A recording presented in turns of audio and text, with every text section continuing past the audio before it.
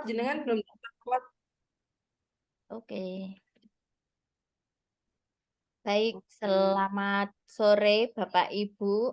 Terima kasih sudah bergabung sambil menunggu teman-teman yang lain. Di sini saya akan membawakan materi tentang budaya positif. Mohon maaf kalau sore-sore merepotkan Bapak Ibu, harus mengganggu waktu Bapak Ibu bersama keluarga, begitu nggih.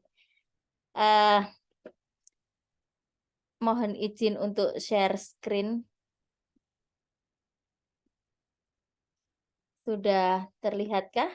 Sampun nggih. Nah, Sudah, Bu. sore ini saya akan membawakan materi tentang budaya positif. Nah, apa sih budaya positif itu? Terutama budaya positif di sini adalah budaya positif di sekolah ya.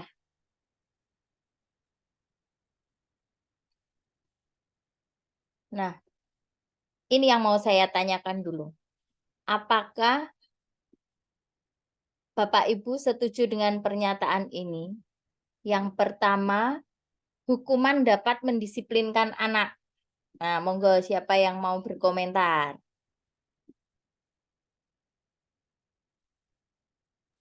Tidak setuju, Bu. Tidak setuju, Bu.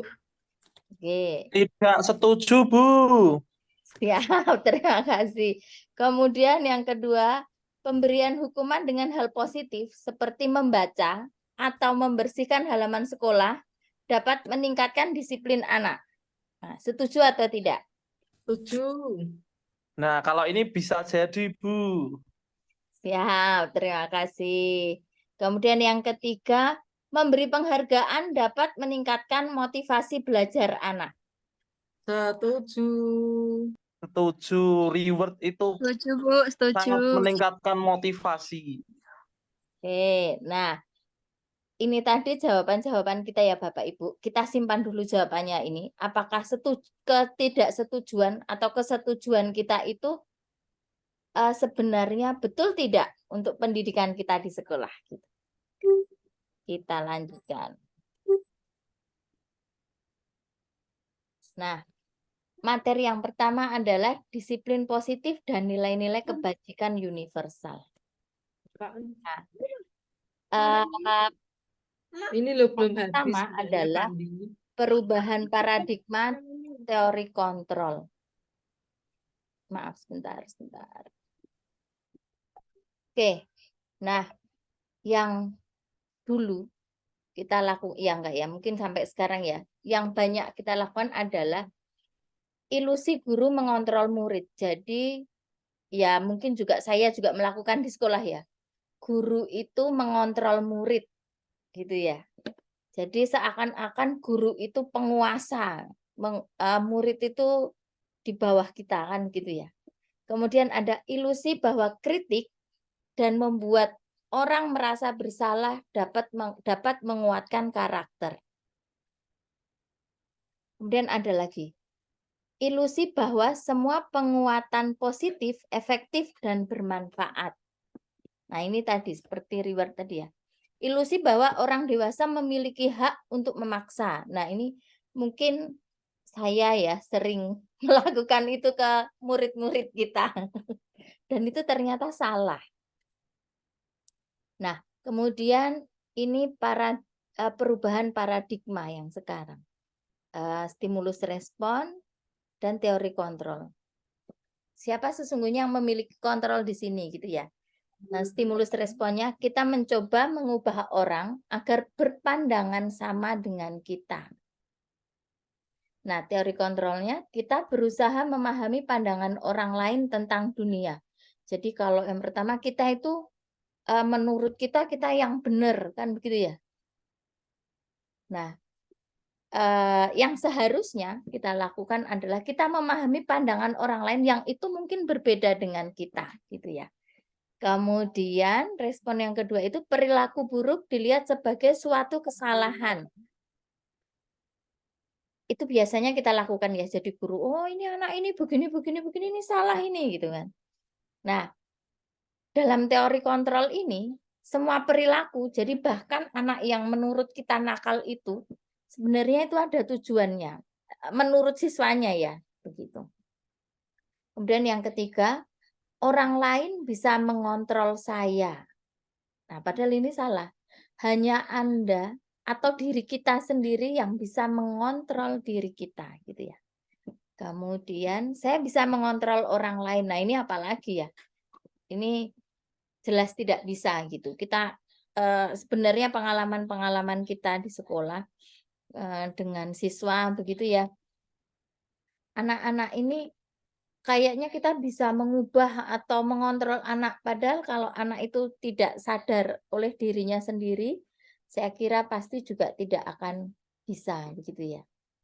Kemudian pemaksaan ada pada saat bujukan gagal. Nah, jadi ketika kita membujuk anak pelan-pelan ternyata nggak bisa, terus kita memaksa gitu ya.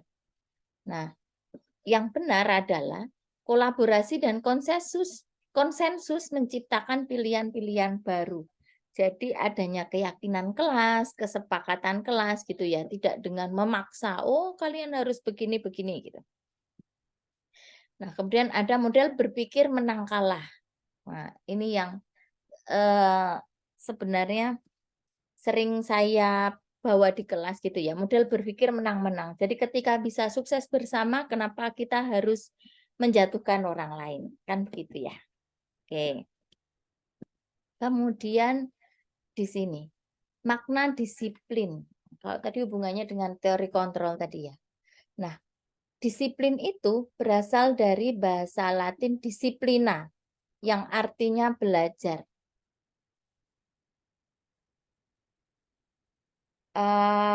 Yang kedua, makna asal dari kata ini berkonotasi dengan disiplin diri dari murid-murid Sokrates dan Plato.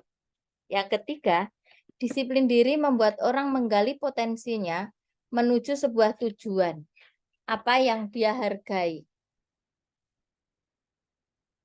Kemudian yang keempat, dalam budaya kita, makna disiplin telah berubah menjadi sesuatu yang dilakukan seseorang pada orang lain untuk mendapatkan kepatuhan. Kecenderungan umum adalah menghubungkan kata disiplin dengan ketidaknyamanan, bukan dengan apa yang kita hargai atau pencapaian suatu tujuan mulia. Itu ya. Jadi disiplin itu kita menghubungkannya dengan yaitu tadi memaksa anak-anak tadi kan begitu ya. Kemudian izin sebentar.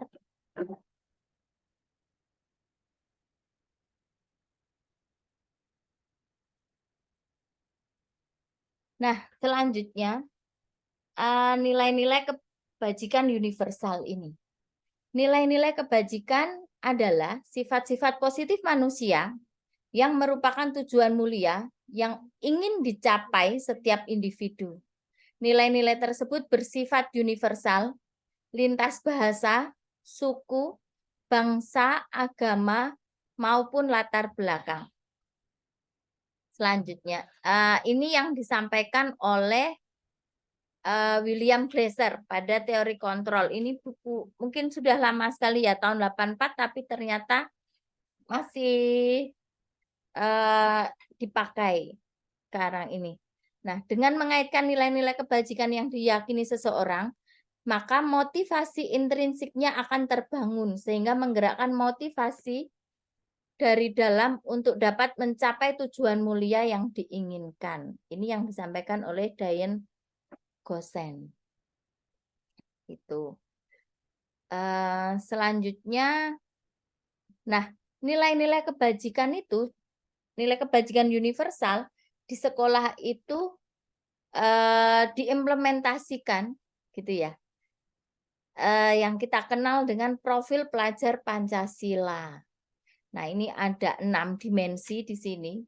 Profil pelajar Pancasila itu. Yang pertama beriman, bertakwa kepada Tuhan Yang Maha Esa dan berakhlak mulia. Yang kedua mandiri. Ketiga bernalar kritis. 4 berkebinekaan global. 5 bergotong royong. Dan yang keenam kreatif. Nah, selanjutnya ada lagi yang namanya teori motivasi, hukuman, dan penghargaan restitusi. Nah, ini tadi yang pertama di pertanyaan tadi ya. Kalau kita memberikan penghargaan ke anak-anak, kalau hukuman jelas enggak gitu ya. Dan kalau penghargaan, apakah kita boleh memberikan? Tadi kan setuju begitu ya. Nah, kita lihat bersama. Berikut adalah teori motivasi perilaku manusia. Jadi, untuk menghindari ketidaknyamanan atau hukuman, yang pertama itu ya, motivasi perilaku manusia itu, motivasi eksternalnya itu untuk menghindari, ketika melakukan sesuatu itu untuk yang pertama menghindari ketidaknyamanan atau hukuman, gitu ya. Kemudian yang kedua untuk mendapatkan imbalan dari orang lain atau institusi, gitu. Kemudian, nah ini yang motivasi internalnya. Kalau tadi motivasi eksternal, jadi ada hubungannya dengan pihak di luar diri sendiri gitu ya. Ini motivasi internalnya untuk menghargai diri sendiri, begitu. Kemudian ada satu kalimat milik Ki Hajar Dewantoro, gitu ya. Lagi-lagi kurikulum Merdeka itu hubungannya dengan Ki Hajar Dewantoro gitu ya. Merdeka itu artinya tidak hanya terlepas dari perintah, akan tetapi juga cakap buat memerintah diri sendiri. Nah, ini sebenarnya harapan kita ke murid-murid kita itu, ya anak-anak ini merdeka. Merdekanya itu mereka melakukan sesuatu itu tidak, apa ya, istilahnya tidak terpaksa atau tidak dipaksa. Tapi mereka memang melakukan itu atas kehendak diri sendiri gitu ya. Nah, kemudian tadi ada hukuman, ada penghargaan, ada restitusi. Apa itu restitusi? Restitusi adalah proses menciptakan kondisi bagi murid untuk memperbaiki kesalahan mereka sehingga mereka bisa kembali kepada kelompok mereka dengan karakter yang lebih kuat. Restitusi juga merupakan proses kolaboratif yang mengajarkan murid untuk mencari solusi masalah mereka dan membantu murid berpikir tentang orang seperti apa yang mereka ingin menjadi tujuan mulia dan bagaimana mereka harus memperlakukan orang lain. Nah, restitusi ini berarti adalah anak itu, kita membantu anak menyadari jika anak berbuat kesalahan ya, membantu anak menyadari kesalahannya, kemudian bukan kita yang memberi, oh ya, untuk memperbaiki kesalahan kamu harus begini-begini, tidak begitu. Tapi bagaimana kita mendampingi anak untuk memunculkan ide, itu ya. Oh, saya salah seperti ini, maka saya akan melakukan hal-hal ini untuk memperbaiki kesalahan itu. Begitu maksudnya restitusi. Kemudian di sini ada ciri-ciri restitusi. Yang pertama, bukan untuk menebus kesalahan, namun untuk belajar dari kesalahan. Kemudian yang kedua, memperbaiki hubungan. Yang ketiga adalah tawaran, bukan paksaan. Nah, ini tadi ya. Kemudian yang keempat, restitusi menuntun untuk melihat ke dalam diri. Yang kelima, restitusi mencari kebutuhan dasar yang mendasari tindakan. Kemudian yang keenam, restitusi diri adalah cara yang paling baik. Berarti muncul dari dalam diri sendiri, begitu ya. Kemudian yang ketujuh, restitusi fokus pada karakter, bukan tindakan. Nah, ini berarti karakter anaknya, begitu ya. Oh, apa namanya? Oh, saya tahu apa yang saya lakukan barusan ini salah, begitu. Nah, kemudian bagaimana dia juga tahu, dia juga menyadari dan dia bisa memperbaiki kesalahannya. Kemudian yang kedelapan, restitusi fokus pada solusi. Nah, ini yang kadang-kadang ya mungkin sering saya juga lakukan begitu ya. Kadang kalau anak salah itu fokusnya malah pada kesalahannya gitu. Tidak malah bagaimana kita mendampingi anak untuk mencari solusi dari permasalahannya. Gitu. Kemudian yang ke-9, restitusi mengembalikan murid yang berbuat salah kepada kelompoknya. Nah, jadi kalau tadinya biasanya murid yang berbuat salah itu kadang kan menyingkir dari temannya atau malah disingkirkan oleh temannya. Nah, bagaimana dengan restitusi ini, dengan usaha anak itu sendiri dan dibantu dengan kita itu bisa kembali kepada kelompoknya atau kepada teman-temannya. Nah, kemudian ada yang namanya keyakinan kelas. Ini ada pertanyaannya, mengapa tidak peraturan saja? Mengapa harus keyakinan kelas? Begitu ya. Nah, mengapa kita memiliki, nah ini ada pertanyaan seperti ini, mengapa kita memiliki peraturan harus menggunakan helm bila mengendarai kendaraan roda 2? Mengapa kita memiliki peraturan 3M? Menggunakan masker, kemarin ya, apalagi terutama ketika pandemi gitu. Mencuci tangan, menjaga jarak 1,5 meter gitu. Kemudian ada lagi, mengapa kita memiliki peraturan harus datang tepat waktu pada saat mengikuti pelatihan atau pada saat mengikuti pelajaran gitu. Nah, ini sebenarnya sudah ada peraturan begitu ya. Tapi kita ketika mau naik motor ya, pasti otomatis akan mencari helm dan memakai helm. Nah, inilah yang dinamakan keyakinan. Jadi, oh, kita memakai helm, contohnya yang pertama ini ya, supaya apa ya? Ini untuk keamanan kita gitu. Jika terjadi hal-hal yang tidak kita inginkan, kepala kita karena ini adalah hal yang vital ya, kepala itu ya, akan terlindung gitu.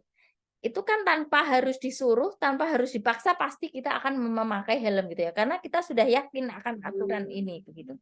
Nah, untuk mendukung motivasi intrinsik kembali ke nilai-nilai atau keyakinan-keyakinan lebih menggerakkan seseorang dibandingkan mengikuti serangkaian peraturan-peraturan.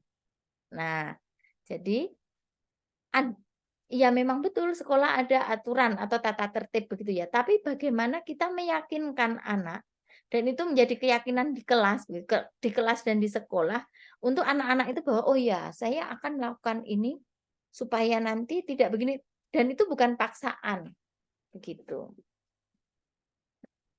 Nah, ini ada istilahnya apa ya, diagramnya begitu ya. Dari peraturan kelas atau peraturan sekolah ya, akan muncul keyakinan kelas tadi. Nah, dari keyakinan karena anak-anak sudah yakin untuk melaksanakan peraturan tadi, akan muncul lingkungan yang positif. Nah, dari lingkungan ini maka akan terciptalah budaya positif gitu. Kemudian nah ini contohnya, kalau peraturan itu kata-katanya pasti seperti perintah begitu ya. Selalu kembalikan buku ke tempatnya gitu. Keyakinan kelasnya apa? Tanggung jawab. Oh, berarti kalau habis meminjam buku, kembalikan ke tempatnya gitu. Dan dilarang mengganggu orang lain. Nah, ini kan kalau peraturan itu seperti kalimat-kalimat perintah gitu ya.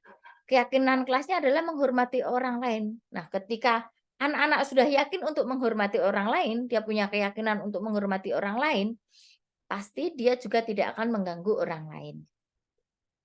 Contoh lagi, hadir di sekolah 15 menit sebelum pembelajaran.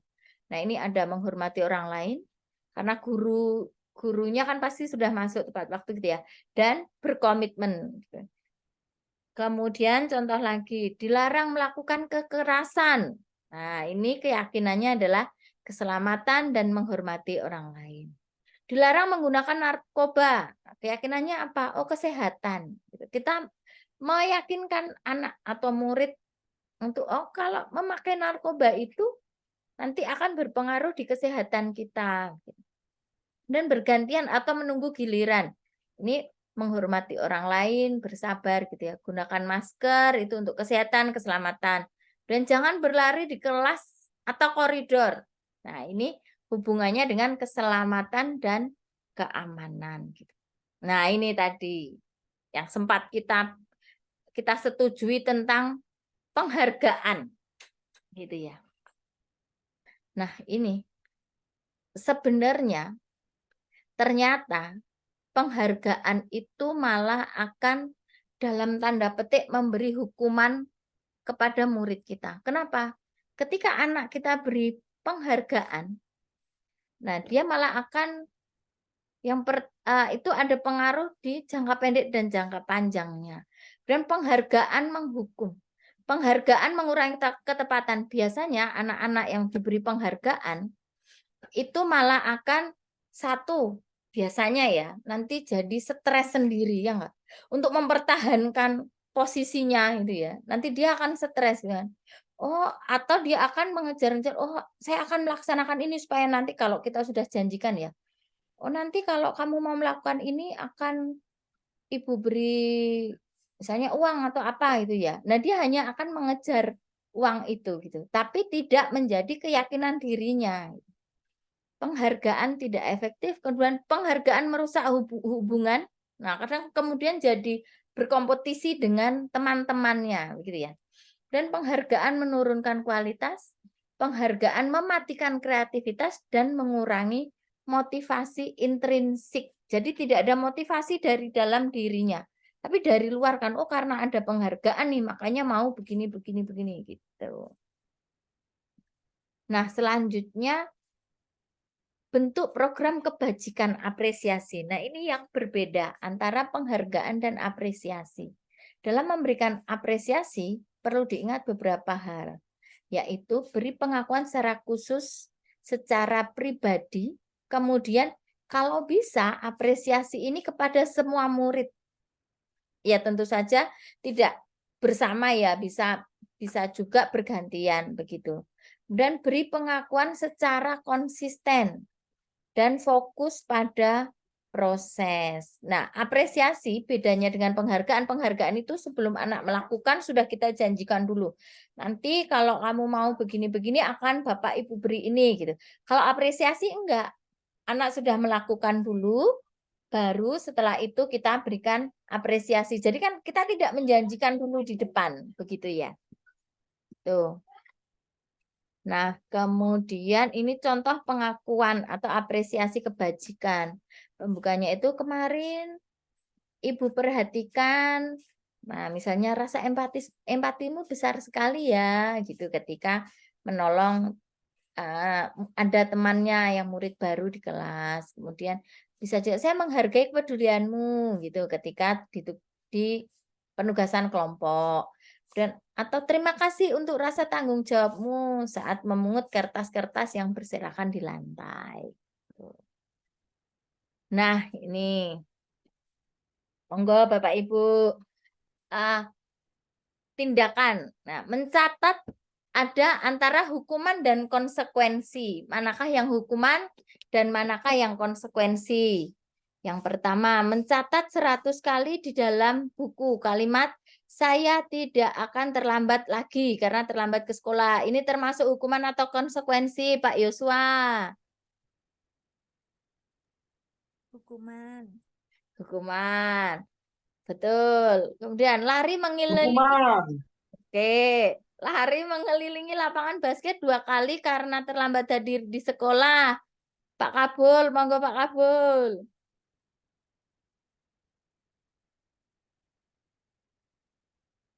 Tadi kayaknya ada Pak Kabul tadi.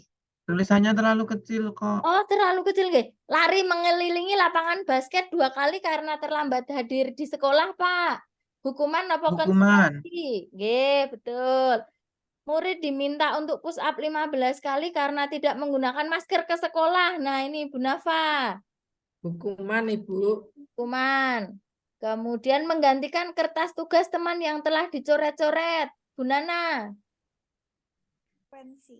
Konsekuensi. Kenapa konsekuensi, Bu? Karena sudah mencoret-coret punya temannya, jadi apa yang ditugaskan untuk menggantikan kertas itu sesuai dengan apa yang dilakukan.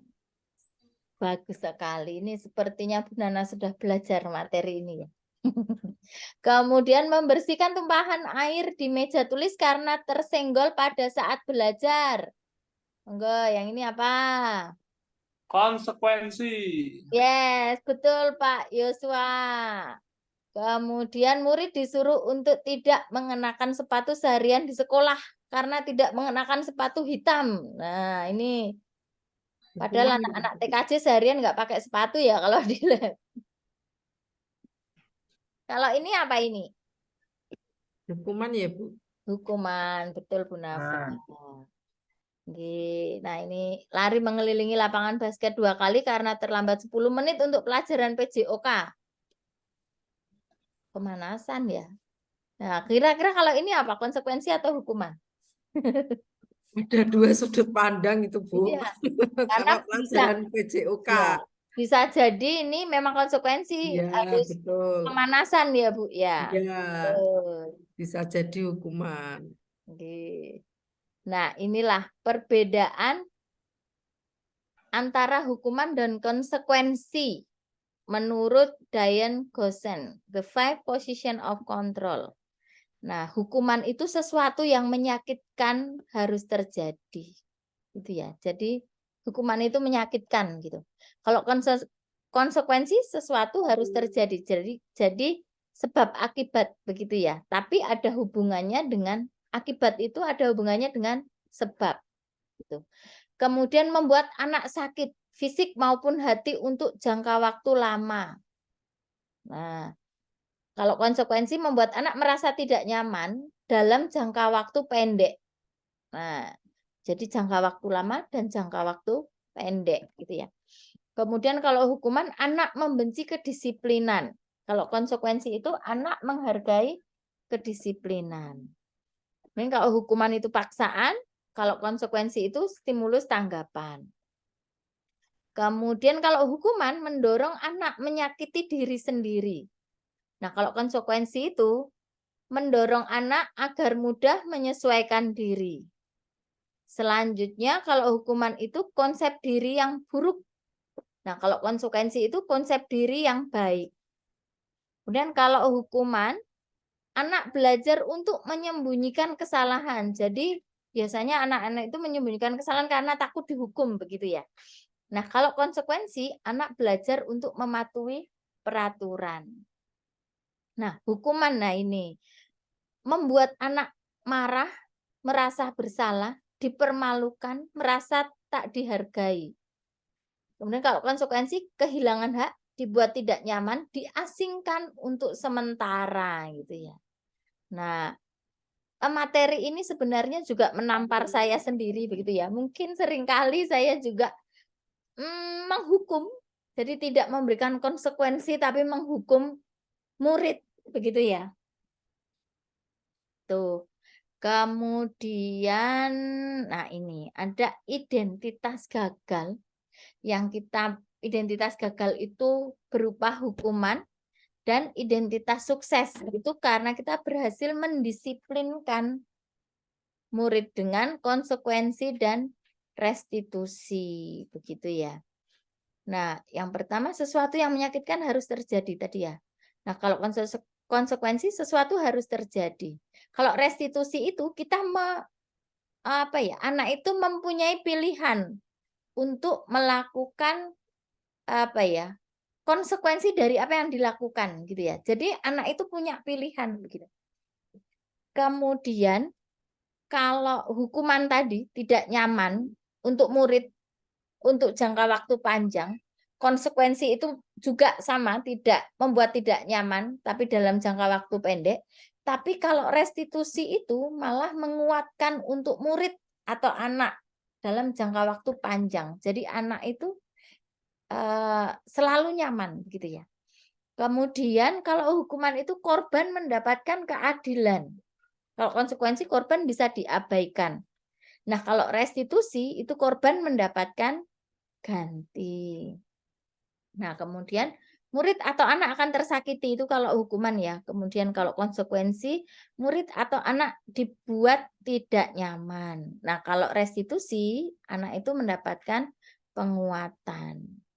Nah, jadi kalau hukuman itu negatif, konsekuensi itu netral, restitusi itu arahnya ke positif gitu. Sistem tidak akan berjalan bila murid tidak takut. Nah, kalau hukuman kan gitu ya, bagaimana membuat murid takut gitu ya.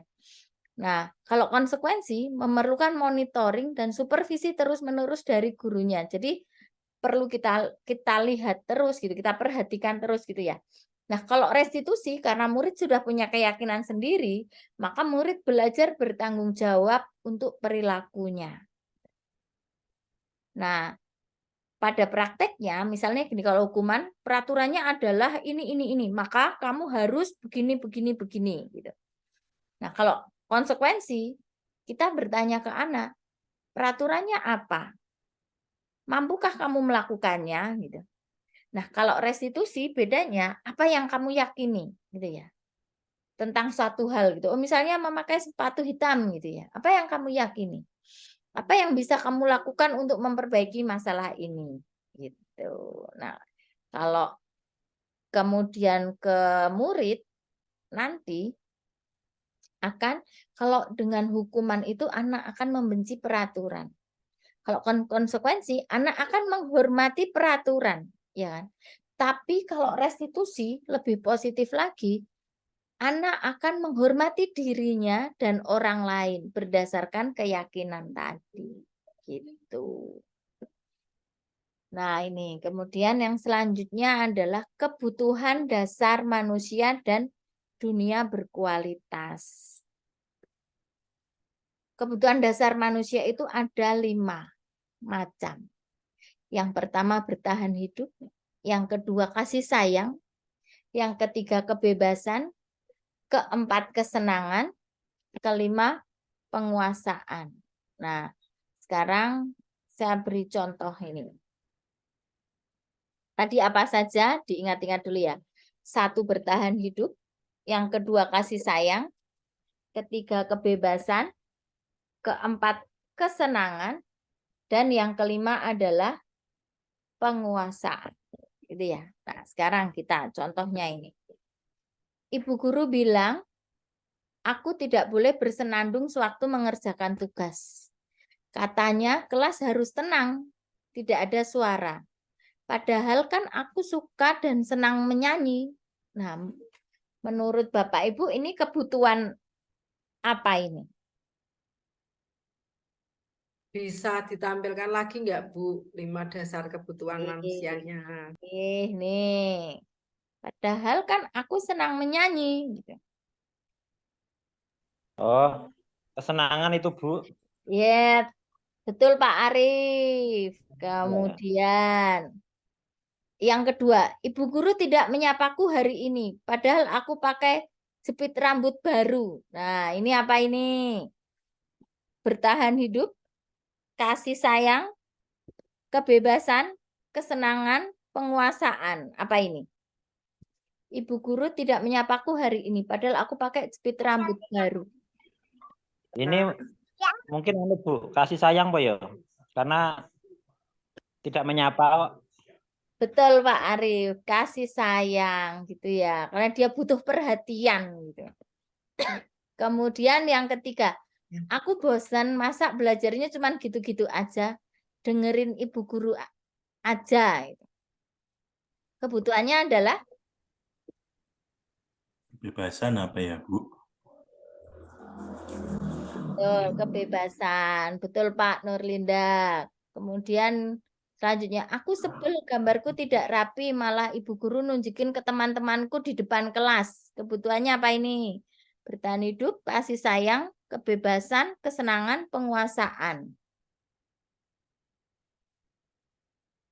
Penguasaan ini Bu. Penguasaan ini Bu. Betul Pak Arif. Wah ini kayaknya Bapak Ibu ini sudah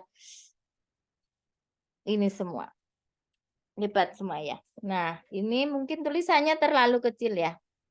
Ada 5 posisi kontrol yang tadi saya sampaikan gitu ya. Nah identitas gagal itu guru itu 5 posisi kontrol guru itu ada yang pertama adalah penghukum. Ini enggak kelihatan ya tulisannya ya. Dan yang kedua pembuat orang merasa bersalah. Nah, ini sebenarnya menjadi identitas gagal tadi ya. Hukuman ya, penghukum dan membuat orang merasa bersalah gitu ya. Kalau menghukum itu contohnya begini. Menghardik, menunjuk-nunjuk, menyakiti, menyindir gitu. Kemudian Kalau kata-katanya itu, kalau kamu tidak melakukannya, awas ya, rasakan. Dan hasilnya nanti anak akan memberontak, menyalahkan orang lain dan berbohong gitu. Nah, kemudian kalau pembuat orang merasa bersalah itu berceramah, kemudian mengatakan seharusnya begini, terus ibu kecewa gitu. Kamu seharusnya sudah tahu, ibu lelah sekali mengatakannya, ibu stres gitu ya. Kemudian ada lagi identitas berhasil. Nah, kalau tadi yang posisi kontrol penghukum, pembuat orang merasa bersalah, kemudian kalau yang berhasil tapi dari kontrol dari luar itu ada dua. Guru sebagai teman dan guru sebagai pemantau gitu ya. Nah, kalau sebagai teman itu membuat alasan-alasan untuk muridnya. Misalnya begini, ayolah lakukan ini demi ibu. Masa kamu tidak mau? Ingat tidak ibu pernah bantu gitu ya. Nah, kemudian kalau sebagai pemantau itu menghitung dan mengukur. Berarti misalnya bertanya, apa peraturannya begitu ya. Kemudian nah ini yang sebenarnya posisi kontrol yang paling tinggi adalah sebagai manajer. Kalau sebagai manajer itu bagaimana kita memunculkan dari dalam diri anak-anak itu sendiri. Misalnya kita mengajukan pertanyaan begini, apa yang kita yakini? Apa yang bisa kau kerjakan untuk memperbaiki masalah ini? Gitu. Jadi kita memunculkan dari diri anak-anak itu sendiri begitu. Kemudian nah ini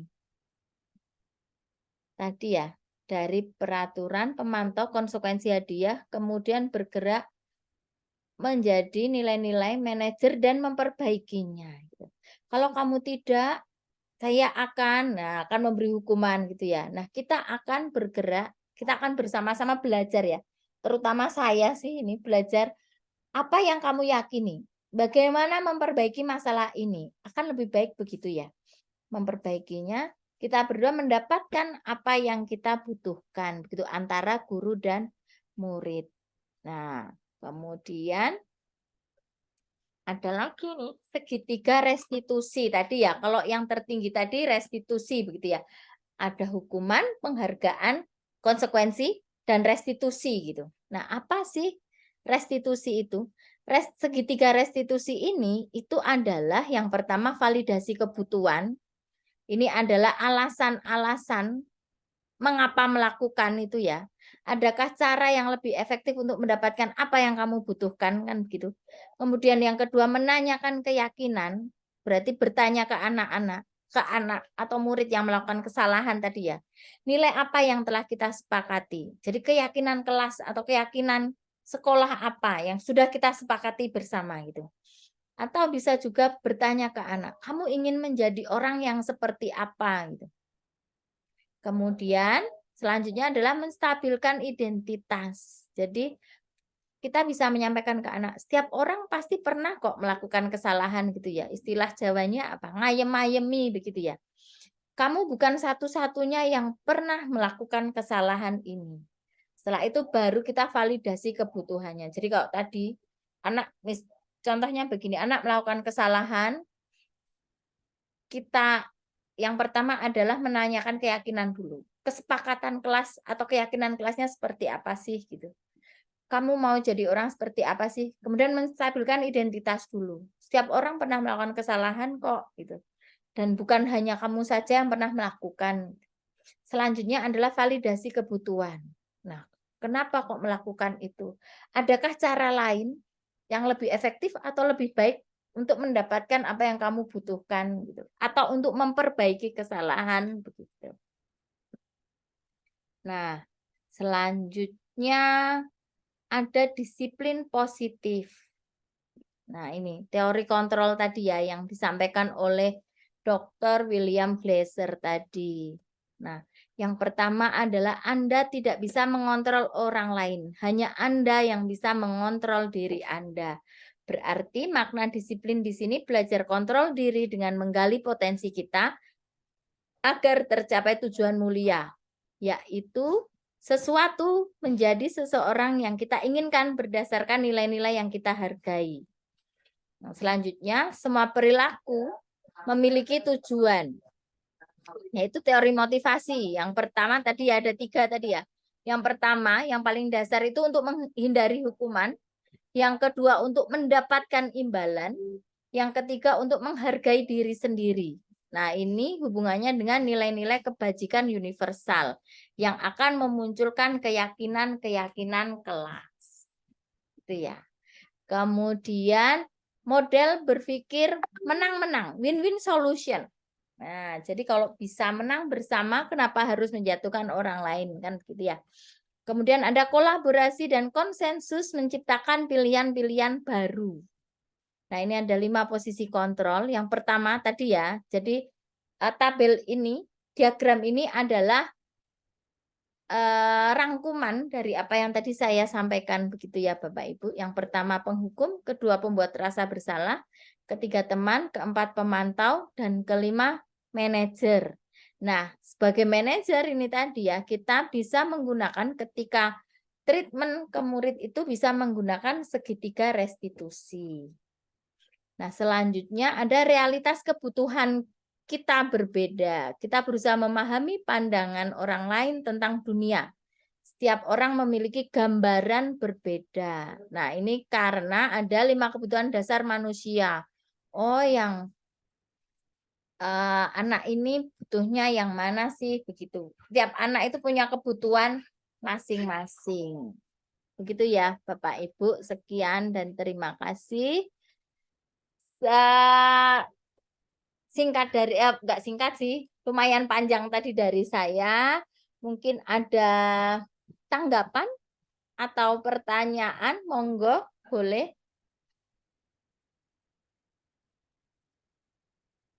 Atau tanggapan mawon, saya minta testimoni mungkin dari Bapak Ibu dulu sebelum nanti yang berikutnya ada Naisika di sini. Naisika masih ada di sini ya?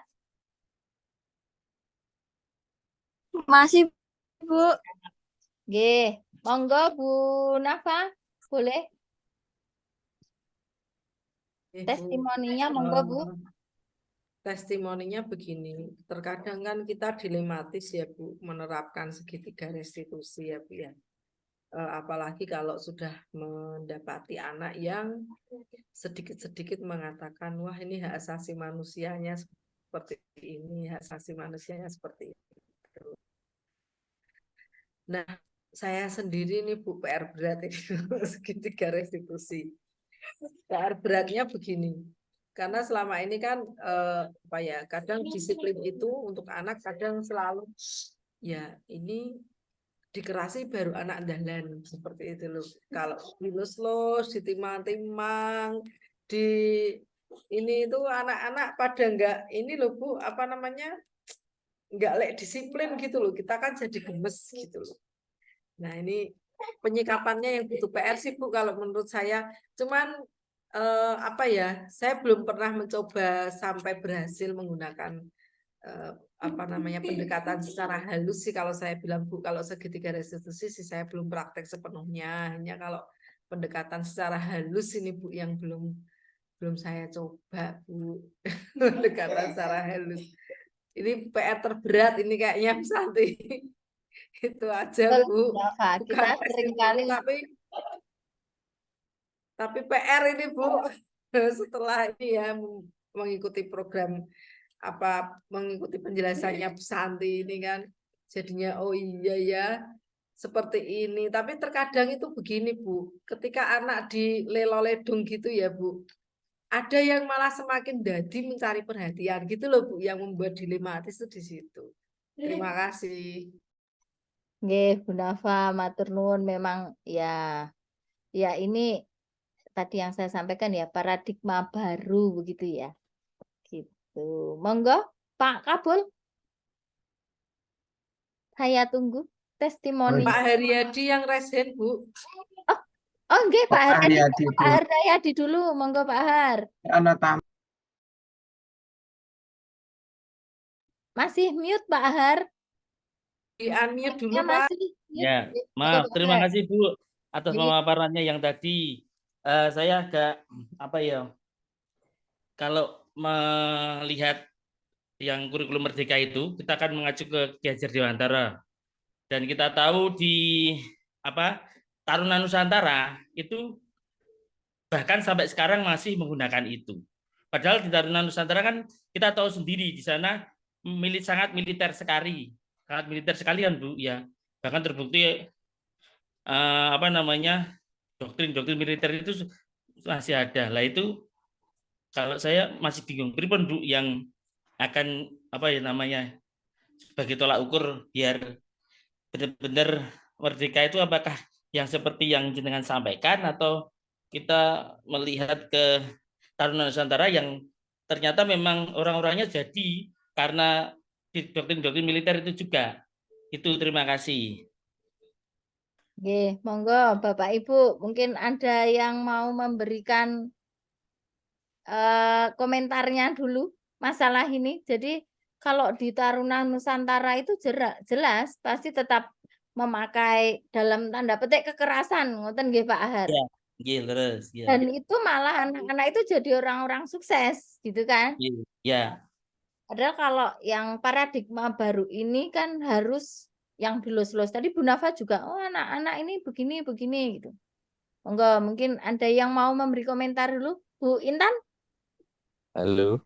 Oh, Pak Sri, monggo Pak Sri. Ya, Nggih, cocok niku Pak Har. Sepakat. Tetapi begini Pak Har, ya itu memang paradigma yang gimana ya? Bukannya salah nih, tetapi itu paradigma yang sudah berlalu. Tetapi memang sebetulnya maksud kekerasan itu Pak, itu bukan menyakiti begitu nggih. Bukan menyakiti, tetapi itu kan melakukan pendidikan. Nah, pendidikan yang dengan kekerasan itu yang diluruskan Pak. Maksud pendidikannya bagus, tetapi caranya saja yang sekarang itu diperhalus Pak. Jadi maksud dari kita filosofi Ki Hajar Dewantara bahwa pendidikan itu ya seperti tadi nggih, kalau Bu Nafa caranya bocah ki dilus-lus. Kalau dulu itu kan dengan kekerasan begitu nggih, yang dipermasalahkan itu karena zaman sekarang dengan zaman dulu itu sudah berbeda Pak. Nah, saat ini Bapak Ibu guru itu diajak untuk menerapkan pembelajaran, jadi pembelajaran sesuai dengan zaman dan kodrat alam Pak. Nah, sekarang zamannya anak-anak tuh zaman milenial seperti ini berbeda dengan zaman kolonial dulu begitu. Itu yang dinamakan pembelajaran sesuai dengan kodrat alam dan sesuai dengan zamannya. Kita ngoten Bu Santi, saya sedikit mungkin nanti Bu Santi bisa menjelaskan lebih rinci lagi. Matur nuwun.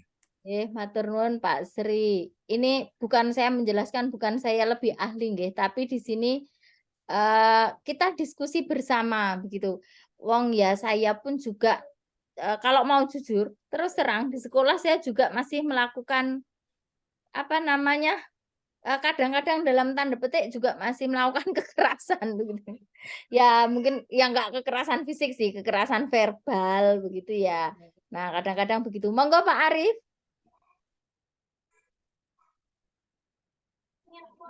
Iya, Pak Arif Ibu. Nggih, terima kasih Bu Santi dan Bapak Ibu semua. Mohon maaf tadi terlambat masuk, apakah mungkin sudah disinggung yang awal atau belum? Kalau menurut penangkapan saya, nanti mohon penilaian Bu Santi atau mungkin Bapak yang lain. Tadi kan dijelaskan ada beberapa posisi kontrol, guru sebagai teman, guru sebagai manajer, ada 5 tadi ya, penghukum dan seterusnya itu. Apakah benar seorang guru itu bisa menjadi semuanya itu, kelima-limanya itu? Mungkin waktunya bisa berbeda-beda. Oh, hari ini karena hari Jumat berarti sebagai penghukum, hari Senin mungkin sebagai teman, misalnya begitu. Itu yang pertama. Yang kedua, apakah dari kelima itu yang paling bagus itu apakah manajer ya Bu? Kalau menurut pendapat saya, apakah penilaian saya itu salah atau gimana? Mohon masukannya. Terima kasih. Nggih, Pak Arief, bukan kita harus menjadi kelimanya begitu ya, Pak, tapi malah kita diarahkan untuk menjadi manajer. Jadi manajer itu kita menumbuhkan keyakinan diri. Jadi intrinsik siswa itu, jadi siswa itu mempunyai keyakinan sendiri. Misalnya ada tadi aturan aturan rambut harus di sekolah kita ya misalnya rambut maksimal 6 mili. Kita kan sebelumnya memberi wawasan ke anak. Kenapa sih sekolah ini memberi aturan rambut harus minimal 6 mili? Oh, untuk berlatih nanti di industri dan sebagainya gitu kan ya alasan. Nah, itu supaya anak itu memiliki keyakinan sendiri. Oh ya, aku rambutnya harus maksimal 6 mili supaya satu belajar disiplin, belajar untuk besok kalau di industri dan sebagainya gitu. Jadi sebenarnya gini, 5 itu fenomena yang terjadi gitu ya. Oh, ada guru itu yang menghukum, itu mungkin saya gitu ya. Nah, ini tuh sebenarnya kalau untuk paradigma baru sekarang itu, ya itu sudah seharusnya tidak dilakukan begitu.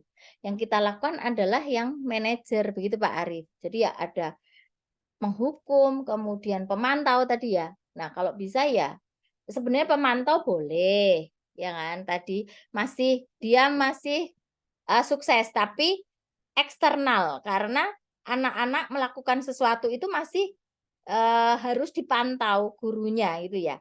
Tapi kalau manajer anak itu melakukan sesuatu itu sudah faktor intrinsik, faktor internal dari dirinya. Oh, aku melakukan ini karena aku mau begini, begini, begini. Begitu Pak Arief. Terima kasih Bu atas ilmunya. Terima kasih. Sami-sami Pak Arief. Monggo, mungkin yang lainnya. Pak Kabul. Saya Bu, Monggo ya Pak pengen Kabul. aku, tapi kok gambarku ndak ada ya di sini. Wonten nih Pak Kabul kelihatan wajahnya. Gambarnya hilang, Pak. Anu mau tanya Bu, yang pertama itu kan kita punya paradigma baru di Indonesia atau mungkin di Jawa Tengah atau di Salatiga yang sudah sekolah yang sudah menerapkan seperti itu. Kira-kira di mana? Siapa tahu sambil piknik sambil studi banding begitu Bu. Wah, niku nggih. Di mana ya Pak Sri sekolah yang sudah menerapkan? Saya kira tidak sekolah ya Pak, tapi guru-guru gitu ya, guru di sekolah itu ya, mungkin Pak Kabul menerapkan, saya masih penghukum, Bu Nafa pemantau gitu mungkin ya. Gitu. Nah, pripun Maksudnya Pak? gini Bu, yang Ya. sekolah itu mungkin sudah agak, kan kita ada paradigma baru itu tentunya kan sudah ada, ini loh sekolah yang sudah menerapkan bisa sebagai acuan ya. Mau kita apa, nah kira-kira sekolah itu sudah berhasil, terus kemudian seperti tadi yang disampaikan Pak Haryadi itu kan, contoh SMK Taruna Nusantara itu menerapkan disiplin militer akhirnya menjadi acuan orang tua untuk menyekolahkan. Nah, sekolah mana yang sudah menggunakan paradigma baru ini kemudian bisa sebagai acuan gitu mungkin. Nggih, nggih. Mungkin Bu Santi, atau nggih. Monggo Pak Arief. mungkin Pak, apa Bu Santi mungkin sekolah yang CGP-nya banyak itu bisa dijadikan untuk rujukan Pak Kabul gitu. CGP calon yang tapi maksudnya CGP-nya banyak dan artinya kan kalau CGP-nya banyak otomatis kan siswa-siswanya juga sudah bagus dan berhasil gitulah. Indikator berhasil misalnya SD kan berarti mungkin ke SMP favorit, kalau SMP mungkin ke SMA favorit. Nah kayak gitu-gitu kira-kira di mana? Bu Santi, saya memberi Bu Santi menanggapi Pak Kabul. Pak Kabul sekarang itu tidak ada SMP favorit, SMA favorit, ya adalah Yonasi. Jadi iya, tapi maksudnya gini loh Bu, dari kan kita walaupun nggak ada favorit, sebagai referensi lah paling nggak yang sekolah ini yang sudah, maksudnya banyak guru-gurunya udah menerapkan, kemudian siswanya, oh ya siswanya ternyata setelah banyak menerapkan seperti ini, pada santun-santun, kemudian prestasinya juga bagus. Nah itu loh yang harapan kami, misalnya mau studi banding itu ada apa ya, ada gambarannya seperti ini gitu loh, Mbak. Nah, kalau studi banding, kalau acuannya memang Pak di sekolah, apalagi di Salatiga Pak, di Salatiga itu ada satu sekolah CGP-nya 12. Satu sekolah, ini gambar saya kok ngeblur ya, maaf. Jadi ada satu sekolah itu CGP-nya 12. Nah, itu SMP favorit juga Pak. Tapi kalau untuk SMA, SMK memang minat untuk CGP ini nggak begitu sebanyak di jenjang di bawahnya Pak. Nah, kalau untuk studi banding apakah nanti ada linier atau tidak? Bisa tidak nanti diterapkan di SMK kalau kita studi bandingnya di jenjang di bawahnya SMK. Gitu. Atau mungkin ini Pak, kan sudah ada ya sekolah ramah anak.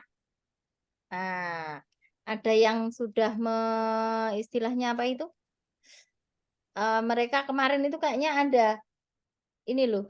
Sampai ada Pak PJ datang ke SMP 5 itu ada sekolah ramah anak begitu. Apakah itu gitu? Nah, kalau Bu Santi, yang sekolah menyenangkan itu juga tuh. ya sekolah menyenangkan, sekolah ramah anak itu Pak Kabul. Mungkin itu yang sudah menerapkan paradigma baru ini ya. Nah, mungkin Itu kalau sekolah saya yang jauh sekolah sekolah taman siswa, taman dewasa, taman madiawi orang urung ngaku iki. malah Urung gitu mesti. ya. Iya, Punya urung Ki mesti. Hajar Dewantara ya. Ya, Alumni ada taman nih. madya, taman dewasa. Alumni ini Pak Harwi. Lah iya. Apakah Waktu kita harus itu ke jungle school, Bu Santi?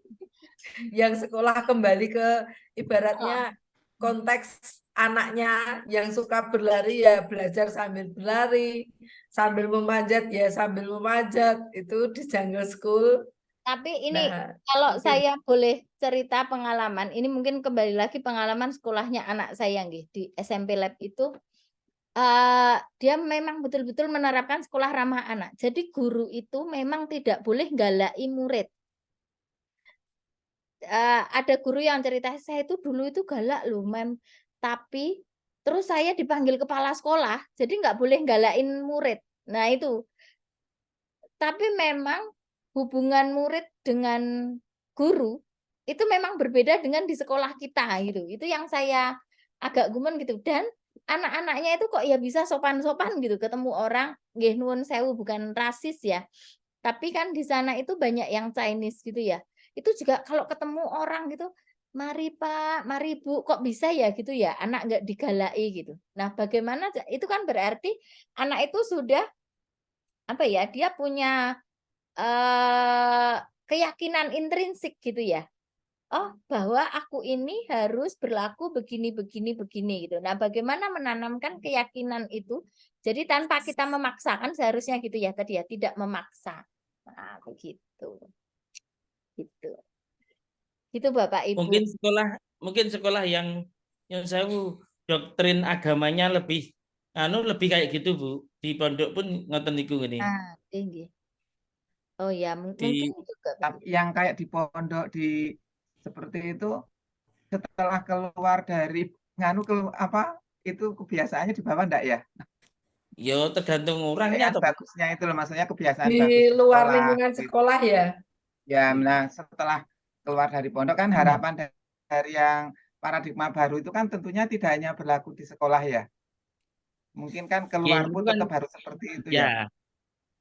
Maka itu kan ada habit kebiasaan jadi apa terus jadi budaya gitu loh Pak. Tapi kan itu proses loh Pak. Tetap Pak. Berarti yang di Toyota kemarin itu dipaksa biar menjadi kebiasaan, berarti di sini enggak bisa ya. Nggak boleh lah, harus dipaksa, nggak boleh dipaksa di sini. Yang di Ya toh? Toyota kan kemarin gitu ya saat apa Ya, itu. nggih. Nah, nggih. Nah, itu Bapak Ibu. Nah, ini saya mau satu lagi mendengarkan testimoni dari murid. Nah, Naisika. Mana Naisika? Boleh muncul di sini? Sika? Apakah Iya, Bu. Oke. Nah, dari tadi memperhatikan kan yang disampaikan Bu Santi gitu ya. Kira-kira menurutmu seperti apa? Harapanmu itu sebenarnya guru itu yang seperti apa sih gitu? oh saya senangnya guru yang galak misalnya gitu, atau oh saya pengennya itu di sekolah begini begini begini gitu. Ini pakai suara aja ya, Bu ya. Ya, nggak apa-apa. Ya menurut saya tanggapan saya untuk guru-guru ya kalau seperti PowerPoint-nya Bu Santi tadi setuju aja karena TKJ kan memang udah kebiasaan untuk disiplin kan Bu. Jadi tapi kan untuk jurusan lain belum tentu untuk menerima semua tata tertib peraturan apapun yang dari gurunya. Tapi kalau menurut saya itu udah lebih dari baik untuk mendisiplinkan teman-teman sekalian karena kan kita ada di SMK untuk siap bekerja nantinya dan di industri nantinya kan kita juga bakalan melewati hal-hal yang lebih dari peraturan di sekolahan gitu Bu. Oke, berarti, nah kamu lebih setuju guru itu ada saatnya keras, kemudian ada saatnya lembut, atau sebenarnya lebih setuju dengan adanya keyakinan dan kesepakatan kelas gitu? Kira-kira kalau diterapkan di kelasmu bagaimana? Ya dari gurunya juga. Maksudnya dari gurunya juga gimana? Dari peraturan gurunya juga. Jadi nggak di kelas aja gitu loh Bu. Oh, oke. Berarti tetap ini ya, bagaimana nanti guru itu membuat peraturan yang kemudian itu diarahkan untuk menjadi keyakinan teman-teman sekelas gitu ya? Iya. Oke, terima kasih Sika. Ya Bu. Ada lagi yang mau disampaikan Sika? Cukup Bu. Oke, terima kasih. Bu Ya, Pak Yosua mungkin atau Bu Intan? Adakah yang mau disampaikan?